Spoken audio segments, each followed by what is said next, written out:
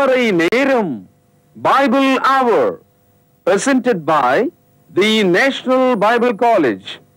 கிறிஸ்துவின் சபையார் உங்களை வாழ்த்துகிறார்கள். Welcome to Satellite Bible Classes.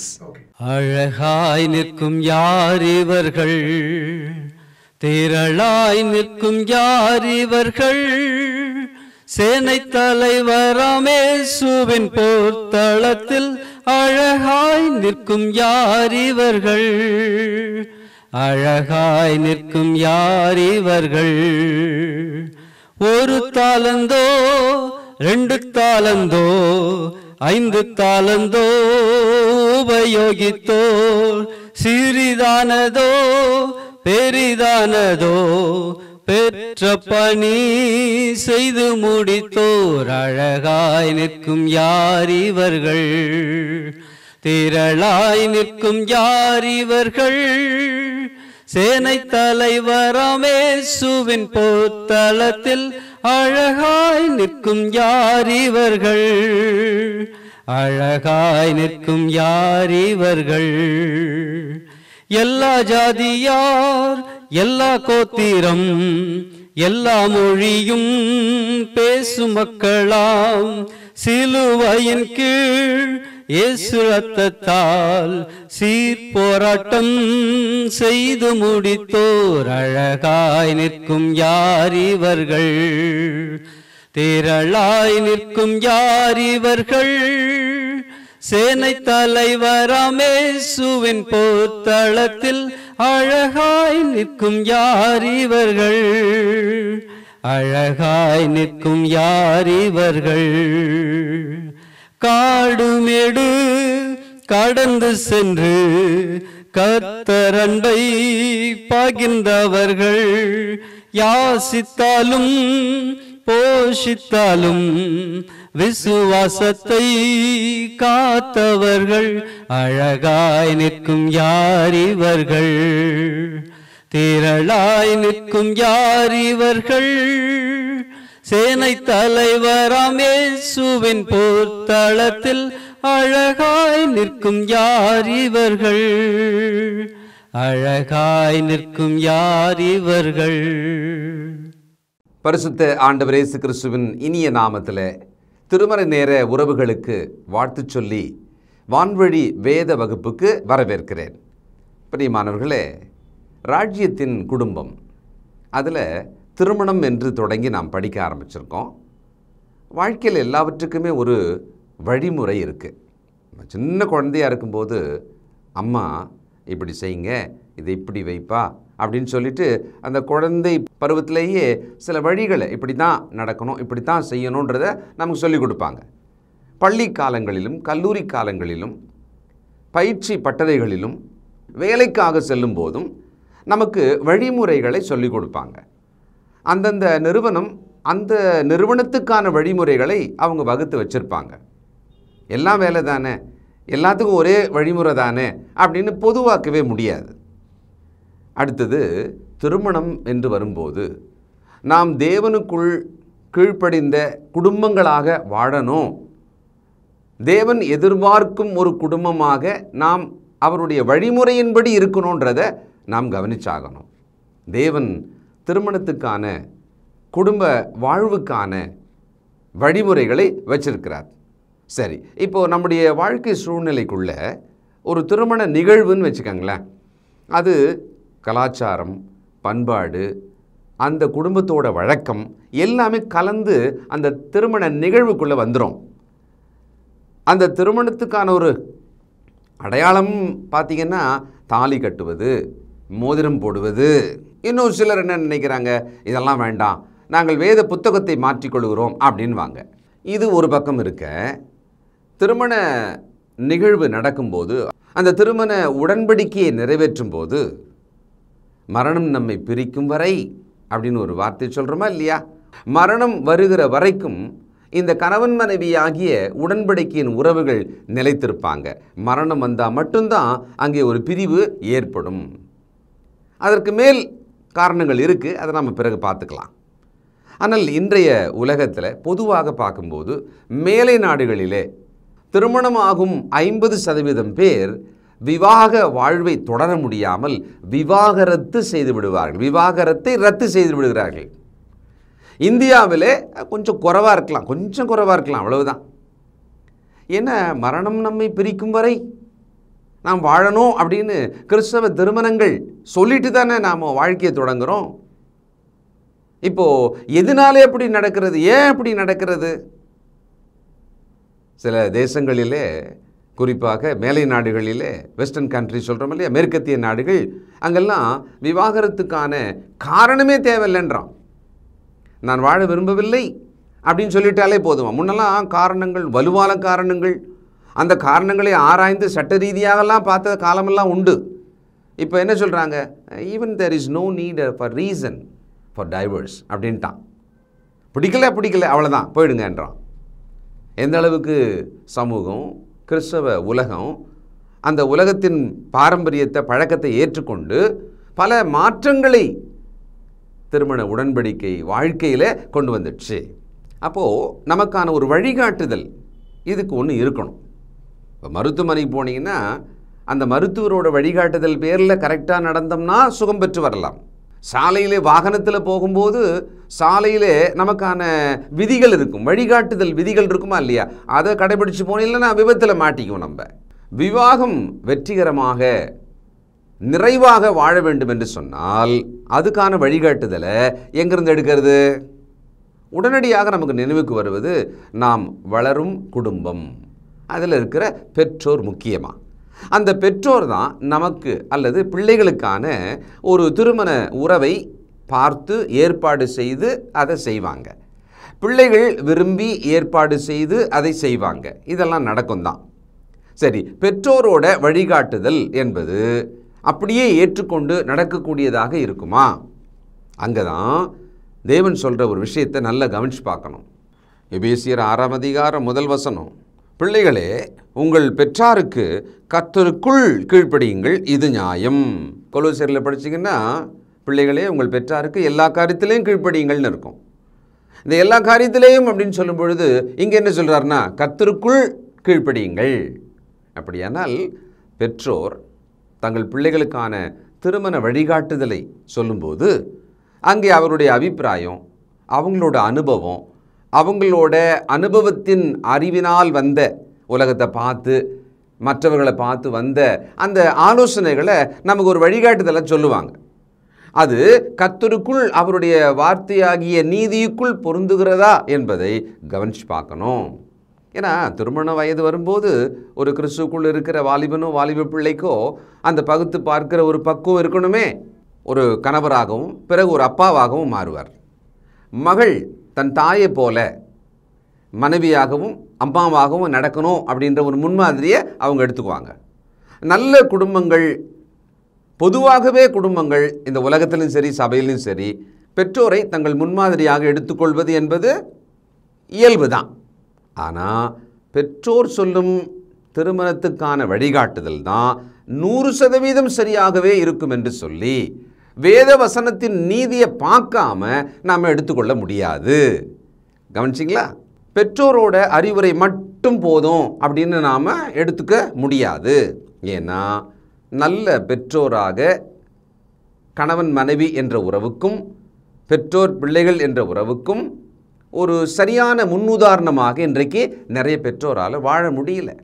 பெற்றோரை சார்ந்த உறவுகள் இருக்காங்க இல்லையா, அந்த உறவுகளோட ஆலோசனையை அப்படியே 100% எடுத்துக்க முடியுமா? அவர்கள் கிறிஸ்துவுக்குள்ளே இல்லைன்னா நியாயம் சொல்லுவாங்க, அவங்களுடைய அபிப்பிராயம் சொல்லுவாங்க. ஆனால் அது கர்த்தருக்குள் சரியாக இருக்குமா அப்படின்ற ஒரு பரிசீலனையை நாம் பண்ணியாகணும். 2 குடும்பங்கள் இணையணும் திருமணத்தில் இல்லையா? அந்த குடும்பங்களுக்குள்ளே இருக்கிற பழக்க வழக்கங்களில் முரண்பாடுகள் இருக்கலாம். அதை கர்த்தருக்குள் பார்த்து தான் நம்ம என்ன பண்ணணும், முடிவு செய்ய முடியும். ஆக பெற்றோர் அல்லது குடும்பம் ஒரு நிறைவான வழிகாட்டுதலை திருமண வாழ்க்கைக்கு கொடுத்துட முடியுமா? அது மட்டும் போதுமானா இல்லைன்னு தான் சொல்லணும். அடுத்தது சமுதாயம். நம்ம சமுதாயத்தில் தானே வாழறோம், நாமும் ஒரு சமுதாயத்தின் அங்கம் தானே. ஏன்னா நம்ம நிறைய விஷயங்களுக்கு பார்க்குறவங்க என்ன சொல்லுவாங்க, நம்ம சொந்த பந்தம்லாம் என்ன சொல்லுவாங்க, சமுதாயத்தில் இதை எப்படி எடுத்துக்குவாங்க, நம்ம ஊரோட ஒத்து தானே போகணும் அப்படின்லாம் நம்மளை பதிவு செஞ்சு வச்சுருக்காங்க. ஆனால் இந்த சமூகமானது இன்னைக்கு எந்த அளவுக்கு இருக்குன்னு சொன்னால், திருமண விஷயத்தில் சொல்கிறேன், திருமண உடன்படிக்கை வேண்டாம், அந்த திருமண ஒப்பந்தமே இல்லாமலே கூட வேற மாதிரி ஒரு ஒப்பந்தம் போட்டுக்கிட்டு நண்பரை போல, தோழன் தோழியை போல இருக்கலாம், கணவன் மனைவியைப் போலவும் வாழலாம், பிள்ளை பேறு வேண்டாம் என்றும் இருக்கலாம், பிடிக்கவில்லை என்று சொன்னால் பிரியலாம். இன்னைக்கு அப்படிப்பட்ட லிவிங் டுகெதர் வந்தாச்சு. அடுத்தது பலவிதமான பாவ சேர்க்கைகள் வந்துவிட்டது. நீங்கள் யோசனை பண்ணி பார்த்தா உங்களுக்கே தெரியும். பல சீர்கேடுகள் இந்த சமுதாயத்தில் அங்கீகரிக்கப்பட்டு விட்டது. சமுதாயத்தாலே அவர்களுக்கென்று அடையாளங்களை வைத்துக் கொள்கிறாங்க, சின்னங்களை வைத்துக் கொள்கிறாங்க, அவர்கள் சட்டங்களை தங்களுக்காக சாதகமாக எழுதச் சொல்லி கேட்குறாங்க. இதெல்லாம் இன்றைக்கி வந்துடுச்சு. அப்போ சமுதாயத்தை ஒரு பூரணமான நியாயமான வழிகாட்டுதலாக எடுத்துக்க முடியுமான்னா முடியாது. ரோமர் 12ஆம் அதிகாரம் 1-2. அப்படி இருக்க சகோதரரே, நீங்கள் உங்கள் சரீரங்களை பரிசுத்தமும் தேவனுக்கு பிரியமுமான ஜீவ பலியாக ஒப்புக் கொடுக்க வேண்டும் என்று தேவனுடைய இரக்கங்களை முன்னிட்டு உங்களை வேண்டிக் கொள்கிறேன். இதுவே நீங்கள் செய்யத்தக்க புத்தியுள்ள ஆராதனை. நீங்கள் இந்த பிரபஞ்சத்துக்கு ஒத்த வேஷம் தெரியாமல் தேவனுடைய நன்மையும் பிரியமும் பரிபூர்ணமான சித்தம் என்னதென்று பகுத்தறியத்தக்கதாக உங்கள் மனம் புதிதாகிறதுனாலே மறுரூபமாகுங்கள். இந்த பிரபஞ்சத்துக்கு ஒத்த வேஷம், இந்த சமூகத்துக்கு ஒத்த அந்த சாயலை ஒரு கிறிஸ்தவன் அப்படியே எடுத்து போட்டுக்க முடியாது. அங்கே அவன் தேவ நீதியை வைத்து பார்த்து தான், அதை ஃபில்டர் பண்ணி தான் அவன் அதை சரியாக செய்ய வேண்டிய அவசியம் திருமண உடன்படிக்கை விஷயத்திலும் மிக முக்கியமாக. யாக்கோபு 1:27. திக்கற்ற பிள்ளைகளும் விதவைகளும் படுகிற உபத்திரவத்திலே அவர்களை விசாரிக்கிறதும் உலகத்தால் கரைபடாதபடிக்கு தன்னை காத்துக்கொள்கிறதுமே பிதாவாகிய தேவனுக்கு முன்பாக மாசில்லாத சுத்தமான பக்தியாயிருக்கிறது. உலகத்தால் கரைபடாதபடி காத்துக்கொள்ள வேண்டும். உலகம் கரைகளை நல்லதுன்னு சொல்லுது, அப்படித்தானே? அப்போது நாம் தேவ நீதி ஆகிய சட்டங்களை, தேவனுடைய வார்த்தையை வைத்து தான் உலகம் ஒன்று சொன்னால் கூட, அதை நியாயம்னு சொன்னாலும் அதை லட்சம் பேர் கோடி பேர் பின்பற்றாங்களே அப்படின்னு சாதித்தாலும் கூட நாம் கவனமாக இருக்க வேண்டும். அப்படியானால் திருமண அல்லது குடும்ப வாழ்க்கைக்கான வழிகாட்டுதலை எங்கே எடுக்கிறது? 1 யோவான் 2ஆம் அதிகாரம் 15 முதல். உலகத்தில் உள்ளவைகளிலும் அன்பு கூறாதிருங்கள். ஒருவன் உலகத்தில் அன்பு கூர்ந்தால் அவனிடத்தில் பிதாவின் அன்பில்லை. ஏனெனில் மாம்சத்தின் இச்சையும் கண்களின் இச்சையும் ஜீவனத்தின் பெருமையுமாகிய உலகத்தில் உள்ளவைகள் எல்லாம் பிதாவினால் உண்டானவைகள் அல்ல, அவைகள் உலகத்தினால் உண்டானவைகள். உலகமும் அது நிச்சயம் ஒழிந்து போம். தேவனுடைய சித்தத்தின்படி செய்கிறவனோ என்றென்றைக்கும் நிலைத்திருப்பான். தெளிவாக இருக்கு இல்லையா? பலமுறை இதனுடைய விளக்கத்தை எல்லாம் நாம் கேட்டிருப்போம். உலகம், உலக வேஷம், உலகத்தினுடைய போக்கு, உலகத்தோட வழிமுறைகள் எதுவானாலும் சரி, அது பொதுவானாலும் சரி, அதை ஒரு கிறிஸ்தவன் கை கொள்ள வேண்டுமானால் அந்த தேவ நீதி ஆகிய ஃபில்டரை வச்சு அவன் பார்த்தாகணும், அந்த பூத கண்ணாடியை வச்சு பார்த்தாகணும், ஒப்பிட்டு பார்த்தாகணும். இந்த தலைமுறை கிறிஸ்தவர்கள் இதை நினைவில் வைத்து கொள்ள வேண்டும். இன்றைக்கு நவீன காலத்தில் ஒரு ஆணி அடிக்கணும்னா கூட அதுக்கான ஆலோசனை சொல்கிறதுக்கு உலகம் தயாராக இருக்கிறது. சின்ன சின்ன விஷயம், ஒரு டொமெஸ்டிக் இண்டஸ்ட்ரியல் ஸ்பேஸ், இப்படி எந்த அளவில் எடுத்தாலும் சரி ஆலோசனைகள் மண்டி கிடக்கிறது. திருமணத்தை விட்டு வைப்பாங்களா என்ன? குடும்ப வாழ்வை விட்டு வைப்பாங்களா என்ன? திருமணத்துக்கான ஆலோசனை மையங்கள், ஆலோசகர்கள் இருக்காங்க, அதுக்கான ஸ்பெஷலிஸ்ட் எல்லாம் இருக்காங்க, நிறுவனங்கள் இருக்காங்க, நிபுணர்கள் இருக்காங்க, அதில் எக்ஸ்பர்டைஸ், அவங்க அதில் ரொம்ப எக்ஸ்பர்ட்டாக இருப்பாங்க. திருமணத்துக்கான ஆலோசனைகள் அவங்கள போய் பார்த்தா என்ன, அவங்க தான் ரொம்ப எக்ஸ்பர்ட் ஆச்சே. சரி, அதுக்கான புத்தகங்கள் கூட நிறைய இருக்கிறதே. உங்கள் திருமண வாழ்வு சிறக்க, உங்கள் திருமண வாழ்வு வெற்றிகரமாக அமைய அப்படின்னு சொல்லிட்டு 1000 லட்சம் புத்தகங்கள் இருக்கிறது. மனநல மருத்துவர்கள், ஆலோசகர்கள், சமூக ஆர்வலர்கள், சட்ட ஆலோசகர்கள், இப்படி எல்லாம் இருக்காங்க. மத குருமார்கள் இருக்காங்க. ஒரு சபையின் போதகர் கூட தன்னுடைய ஆலோசனை சொல்லுவார். ஆனால் இவர்கள் எல்லாரும் அவங்களுடைய மனதிலிருந்து, ஒரு புத்தகத்திலிருந்து, அவர்களுடைய அனுபவ அறிவிலிருந்து சொல்லுவாங்க. சரி, ஒரு போதகர் சொன்னால் வேத வசனத்திலிருந்து சொல்லுவாரா இல்லையா? ரொம்ப கரெக்ட் தான். அவர் வேத வாக்கியத்திலிருந்து எடுத்து சொல்லுவார் தான். ஆனால் அது தேவனுடைய ஆலோசனையாக இருக்க வேண்டும்.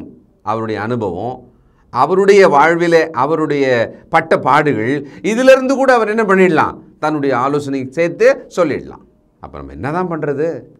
பெற்றோர் முழுசாக வானான்றீங்க, சமூகம் அது நம்பவே முடியாதுன்றீங்க, மோசமாயிடுச்சு. இப்போ அதற்கான நிபுணர்கள் இருக்காங்களே, அவங்க ஸ்பெஷலிஸ்ட்டாக அதுக்கு தானே இருக்காங்க, அவங்களையும் வேணான்னா எப்படி அது?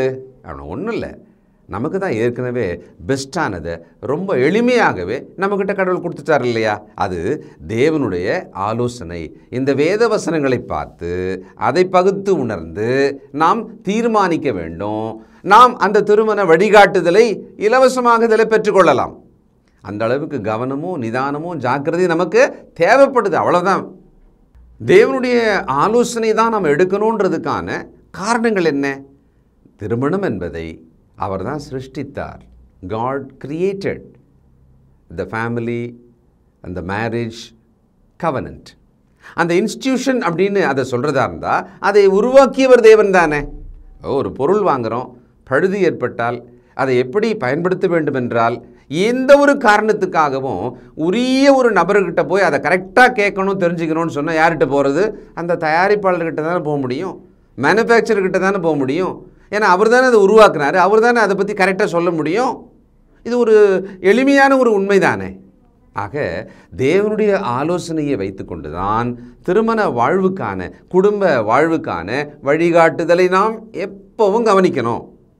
இந்த திருமண வாழ்க்கை விஷயத்தில் ஆதி காலத்திலிருந்து மனிதன் தவறு செய்து கொண்டே இருப்பான்.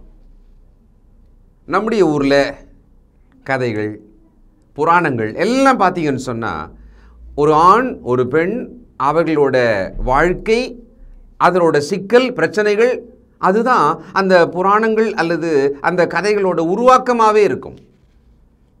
நமக்கு இந்த வேதத்தின் வரலாற்றை போய் பார்த்தோம்னு சொன்னால் முதல் உலகமானது அழிந்தது, தேவன் அதை அழித்தார்ல நோவாவின் காலத்தில். ஞாபகம் இருக்குங்களா?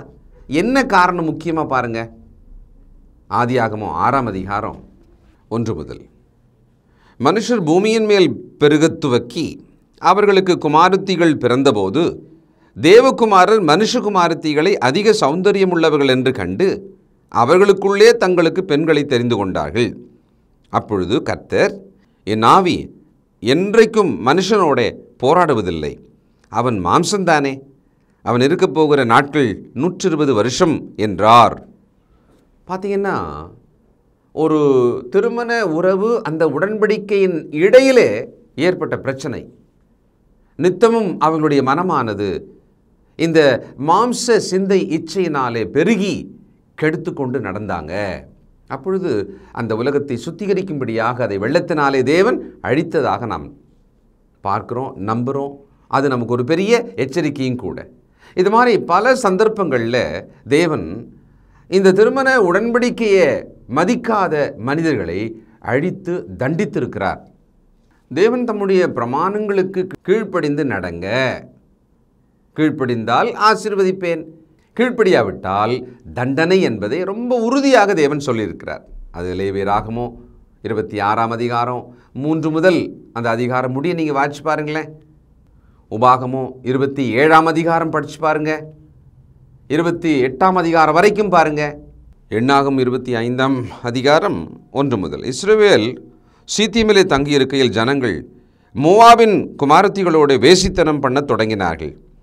அவர்கள் தங்கள் தேவர்களுக்கு இட்ட பலிகளை விருந்து பண்ணும்படி ஜனங்களை அழைத்தார்கள். ஜனங்கள் போய் புசித்து அவர்கள் தேவர்களை பணிந்து கொண்டார்கள்.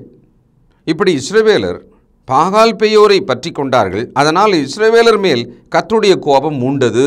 9ஆம் வசனம். அந்த வாதையால் செத்தவர்கள் 24,000 பேர். பாருங்க, திருமண உடன்படிக்கை, அந்த உறவு, அந்த குடும்பம், அதற்குள்ளே தவறு அல்லது பாவத்தை கொண்டு வரும் பொழுது தேவன் கோபம் கொண்டு அதை அழிக்கிறார், அவர்களை அழிக்கிறார். மல்கியாவின் புத்தகம் 2ஆம் அதிகாரம் 10 முதல். நம்ம எல்லாருக்கும் ஒரே பிதா இல்லையோ, ஒரே தேவன் நம்மை சிருஷ்டித்தல்லையோ, நாம் நம்முடைய பிதாக்களின் உடன்படிக்கையை பரிசுத்த குலைச்சலாக்கி அவனவன் தன் தன் சகோதரனுக்கு துரோகம் பண்ணுவானேன்? யூதா ஜனங்கள் துரோகம் பண்ணினார்கள். இஸ்ரவேலிலும் எருசலேமிலும் அருவருப்பான காரியம் செய்யப்பட்டது. கர்த்தர் சிநேகிக்கிற பரிசுத்தத்தை யூதா ஜனங்கள் பரிசுத்த குலைச்சலாக்கி அந்நிய தேவதையின் குமார்த்திகளை விவாகம் பண்ணினார்கள். 14. ஏனென்று கேட்கிறீர்கள்?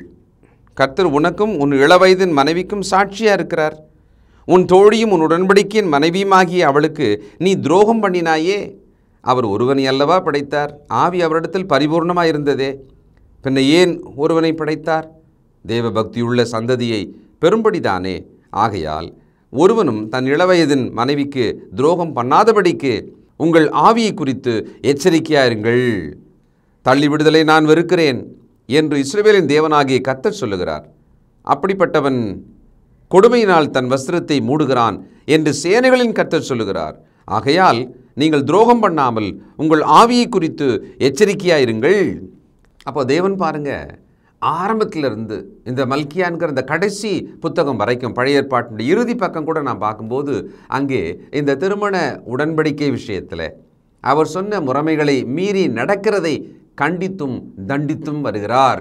எபிரேயர் 13ஆம் அதிகாரம் 4வது வசனம், விவாகம் யாவருக்குள்ளும் கனமுள்ளதாயும் விவாக மஞ்சம் அசுசி படாததாயும் இருப்பதாக. வேசி கள்ளரையும் விபச்சாரக்காரரையும் தேவன் நியாயந்தீர்ப்பார். அப்போ தேவன் இந்த திருமண உறவு, உடன்படிக்கை, குடும்பம் இவைகளுக்கான வழிமுறைகளை கொடுத்திருக்கிறார். அதை நாம் வரிசையாக கவனிக்கத்தான் போகிறோம். இப்பொழுது அதற்கான தண்டனையை எவ்வளவு தீவிரமாக, எவ்வளவு சீரியஸாக கடவுள் கொடுத்தார்ன்றதை நாம் பார்த்துடணும். அங்கே கடைசியாக மல்கியாவில் படிக்கும்பொழுது 2 முறை அந்த வாக்கியம் வந்தது. உங்கள் ஆவி குறித்து எச்சரிக்கையாக இருங்கள். What kind of a spirit you have? இதில் நீங்கள் எப்படிப்பட்ட ஆவி உள்ளவர்களாக இருக்கிறீர்கள்? உடன்படிக்கையை காப்பாற்றுகிற விஷயத்தில் இன்றைய தலைமுறையை பார்க்கும்போது மிக மோசமான தலைமுறையாக, திருமண உறவை காப்பாற்ற முடியாமல் தவிக்கிற தலைமுறையாக இருக்கிறது. நாம் ரொம்ப எச்சரிக்கையாக இருக்கணும். தேவனுடைய பிள்ளைகளாகிய நாம் இன்னும் 1000 வருஷம் 2000 வருஷம் ஆனாலும் கூட இந்த வேத வாக்கியத்தின் சத்தியத்தின்படியாக நாம் நடந்தாக வேண்டும். அதான் நமக்கு பாதுகாப்பு, அதான் நமக்கு நிம்மதி, அதுதான் சமாதானம். இந்த உலகம் தரவே முடியாத சமாதானம் தேவன் தம்முடைய வார்த்தையின்படி நடக்கிறவர்களுக்கு வைத்திருக்கிறார். ஆண்டவர் சொன்னார், என் சமாதானத்தை உங்களுக்கு வைத்து போகிறேன். அது எப்படி அது அவருடைய சமாதானம்? டைரெக்டாக நம்ம கட்டிடும். வார்த்தையின்படி நடந்தால் நமக்கு சமாதானம்தான். திருமண உடன்படிக்கை உறவிலே, குடும்ப வாழ்விலே இயேசுவினுடைய வார்த்தையை கவனித்து பார்த்து நாம் நடக்கணும். ஜெபம் செய்வோம். இரக்கமுள்ள பிதாவே, பரிசுத்தரே, நன்றியோடுமை துதிக்கிறோம்ப்பா. ஏதோ நல்ல தம்பதியர்களை வேதத்தில் பல இடங்களில் எங்களுக்கு காண்பிக்கிறீர். அவர்கள் உமது நீதியை மதித்து நீதிமான்களாக, பரிசுத்தவான்களாக வாழ்ந்ததையெல்லாம் நாங்கள் பார்க்கிறோம். ஏதோ திருமணத்துக்கான வழிகாட்டுதலை என் தாய் தகப்பன் சொல்வதை மட்டும் கேட்டு நடப்பேன் என்றில்லாமல், சமூகம் என்ன போக்கில் போகிறதோ அப்படி நான் போவேன் என்றில்லாமல், நிபுணர்கள் சொல்வதை கேட்டால் சரியாக இருக்கும் என்றில்லாமல், இவை எல்லாவற்றுக்கும் உம்முடைய நீதியை, உம்முடைய வார்த்தைகளை கவனித்து அதை புரிந்து உணர்ந்து அதன்படி நடப்பதற்கு தேவனாகிய உம்முடைய வழிகாட்டுதலை, உம்முடைய வழிமுறைகளை நாங்கள் சரியாக பின்பற்றி நடக்க உதவி செய்யும். அதை தவறவிட்டதால் இன்றைய உலகின் திருமணங்களிலே அப்பா 50% மேலானவர்கள் முறிவு அடைந்து விவாகரத்து செய்து அதனால் சந்ததிகளையும் தவிக்க விடுவதை நாங்கள் பார்க்கிறோம். எங்களிடத்தில் இதை பற்றிய தெளிவு, நல்ல புத்தி, உமக்கு பயப்படும் பயபக்தியை தாரும். எங்கள் பிள்ளைகளுக்கு தாரும், இந்த சந்ததிக்கு தாரும், இதோ சபைக்கு தாரும் தகப்பனே. உம்முடைய கரத்தில் எங்களை தாழ்த்தி ஒப்புக் கொடுக்கிறோம். நீர் எங்களுக்கு இதில் இறங்க வேண்டும். இயேசு கிறிஸ்துவின் பரிசுத்த நாமத்தில் தயவாய் ஜெபிக்கிறோம் எங்கள் பிதாவே, ஆமென். தம்பீரான் ஒருவனே, தம்பமே தருவனே, வருதவிது குமரகுரு பரமனுவேலே நம்பி வந்தேனே.